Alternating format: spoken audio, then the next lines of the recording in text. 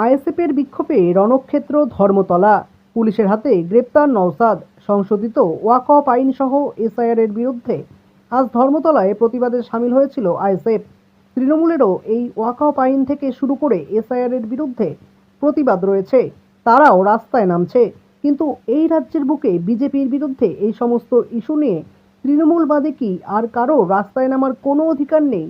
তাই বিরোধী দল আইএসএফ এর পক্ষ থেকে যখন এই সমস্ত বিষয় নিয়ে আজ ধর্মতলায় পথে নামা হয়েছিল, তখন কার্যত রণক্ষেত্র পরিস্থিতি তৈরি হয়, যেখানে পুলিশের সঙ্গে চরম ধস্তাধস্তিতে জড়িয়ে পড়েন আইএসএফ এর কর্মী সমর্থকেরা।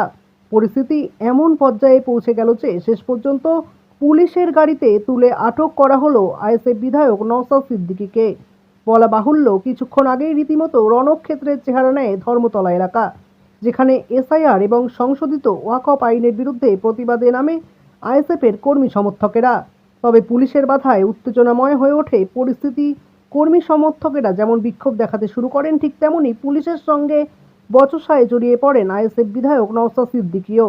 পরবর্তীতে জোর করে তাকে পুলিশের ভ্যানে তুলে আটক করা হয়েছে বলে খবর পাওয়া যাচ্ছে।